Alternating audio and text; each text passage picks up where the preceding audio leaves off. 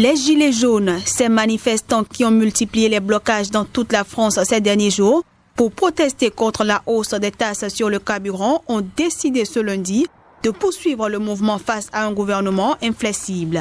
Près de 110 actions étaient en effet recensées ce lundi matin selon une source policière, loin des 290 000 manifestants comptabilisés samedi dernier sur plus de 2000 sites par le ministère de l'Intérieur. Il y a des routiers qui sont arrivés en renfort, hier soir il y a des agriculteurs. Donc s'il faut rester toute la semaine, on restera toute la semaine, mais on en a marre, on n'est pas des vaches à lait. Payer c'est bon, je suis père de famille, j'ai 2 enfants. Je voudrais leur faire plaisir à mes enfants, et je peux pas, on fait que ça de payer. Payer. Là c'est bon, c'est un ras-le-bol général. Les camions, c'est pas un blocage complètement, nous on filtre, on laisse circuler, mais le but c'est de paralyser un peu quand même, quoi. Il faut bloquer l'économie quand même. C'est bien, c'est en touchant en porte-monnaie que ça fait mal. Initialement motivé par la récente hausse des taxes sur les carburants à des faits écologiques selon le gouvernement, cette fronde populaire s'est élargie à une dénonciation plus globale de la politique du gouvernement et de la baisse du pouvoir d'achat.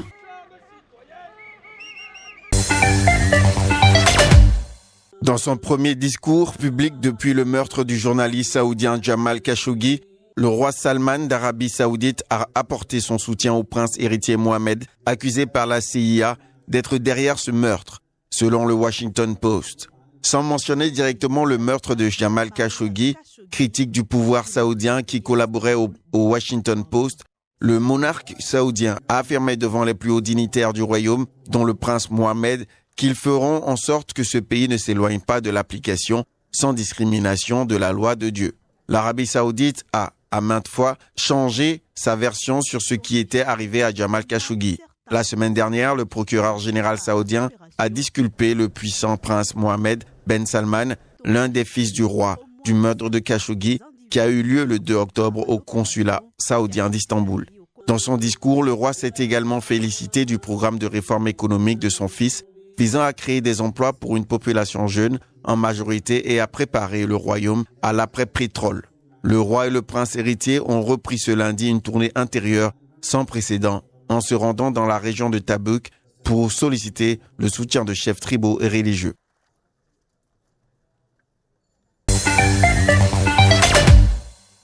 C'est la première visite officielle qu'effectue Pedro Sánchez au royaume chérifien. Durant son séjour, le chef du gouvernement espagnol a été reçu par Saad Eddine El Othmani, son homologue marocain. Une visite centrée sur la question migratoire et qui doit permettre au Maroc et à l'Espagne de renforcer la coopération sur l'immigration. La question migratoire est complexe et ne peut être réglée uniquement par une approche sécuritaire.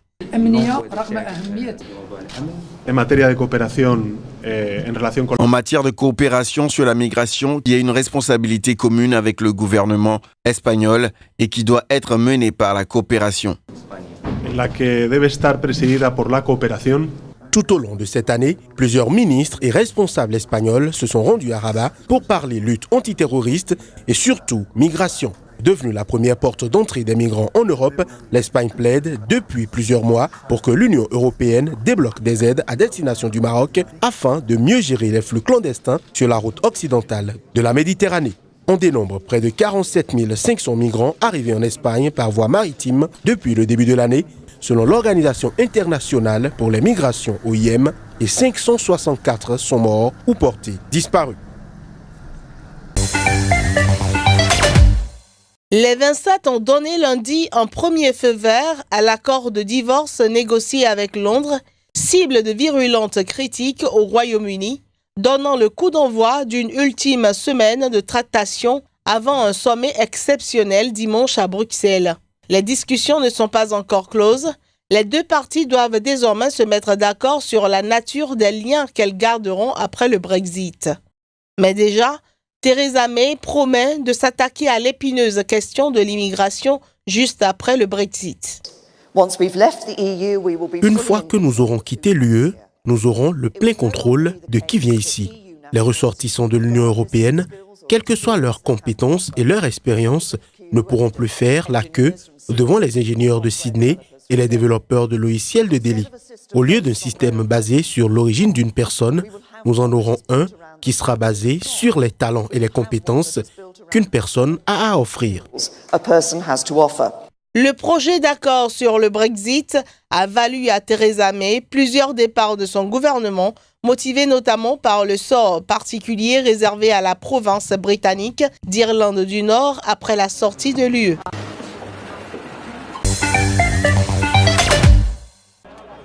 37 islamistes Chebab ont été abattus en Somalie ce lundi. Ils ont été tués au coup de frappe mené par l'armée américaine.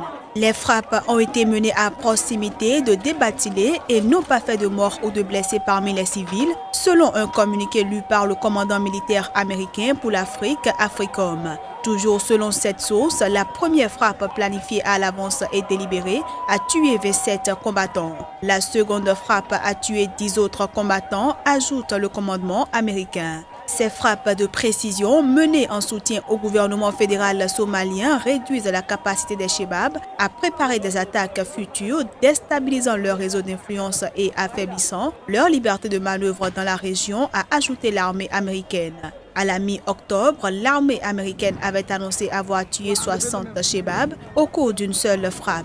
C'était la plus importante conduite par Washington contre les islamistes Chebab, affiliés à Al-Qaïda depuis celle du 21 novembre 2017 qui avait fait 100 victimes terroristes. Il faut dire que les États-Unis soutiennent la lutte contre les Chebab menée par le gouvernement fédéral somalien et par la force de l'Union africaine en Somalie, AMISOM, présente sur le territoire depuis 2007.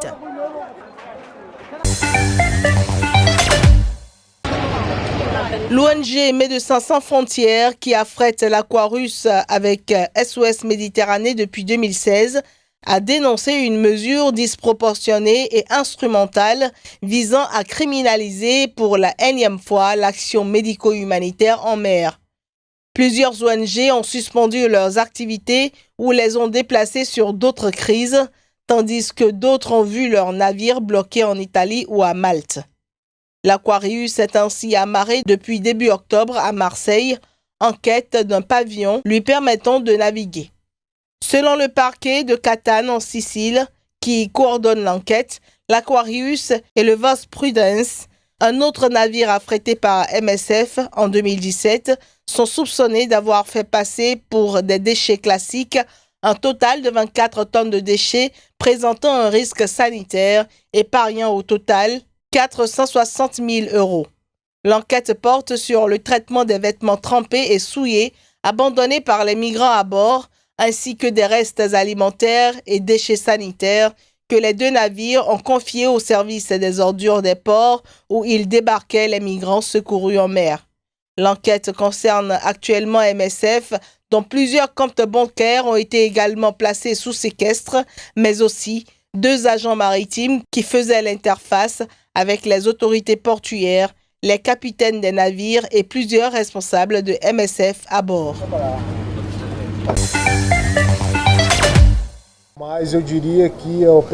Je dirais que la tâche principale du secrétariat est la modernisation de l'État, la débureaucratisation, la technologie de gouvernement.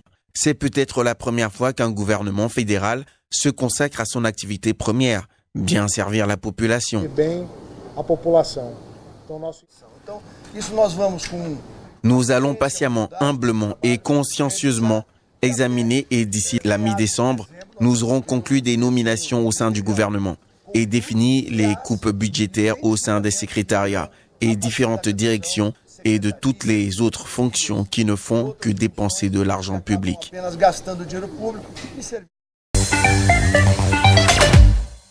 Dans un communiqué, l'ONU a regretté la tournure des événements à Misrata où 79 réfugiés et migrants restés à bord d'un cargo ont été forcés de débarquer par les services de sécurité libyens. Certains migrants auraient été blessés lors du débarquement forcé et transférés vers un hôpital public. Les autres ont été conduits à un centre de rétention de la ville. L'ONU a jugé regrettable que les efforts de la médiation entrepris n'aient pas abouti à un règlement pacifique en référence à la mobilisation de plusieurs organisations comme le Haut Commissariat de l'ONU aux réfugiés. Plus de 90 migrants, dont des enfants et des nourrissons, ont été secourus le 8 novembre dernier par un navire marchand battant pavillon panaméen, le Nivin. Depuis leur arrivée à Misrata le 10 novembre, ils ont refusé de quitter le bateau par crainte de mauvais traitements en Libye, à l'exception de 14 personnes, dont un bébé de 4 mois, qui ont accepté de débarquer jeudi. L'ONG Human Rights Watch a dénoncé leur débarquement forcé, considéré comme la pire issue possible à la demande désespérée des personnes à bord du Nivin d'éviter une détention inhumaine en Libye. Selon le HCR, ces migrants sont originaires d'Éthiopie, d'Érythrée, du Soudan du Sud, du Pakistan, du Bangladesh et de Somalie.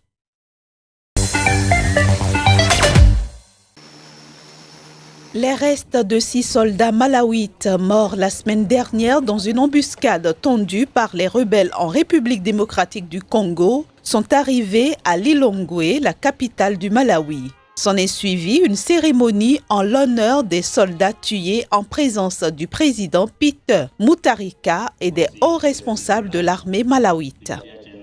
On 14th, which was a Thursday, they bumped into. Le 14, un jeudi, ils sont tombés sur les groupes armés illégaux qui les ont pris en embuscade et il y a eu de violents combats et la résistance était très forte. Cela s'est terminé par la perte de 4 soldats sur place.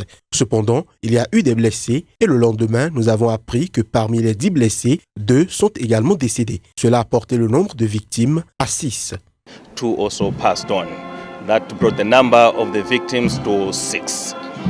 Les faits remontent au 14 novembre dernier. Les 6 soldats ont été tués alors qu'ils prenaient part à une opération conjointe avec les troupes du Malawi, de la Tanzanie, de l'Afrique du Sud et de la République démocratique du Congo. L'opération visait à nettoyer les groupes armés illégaux dans certaines forêts de l'Est de la République démocratique du Congo.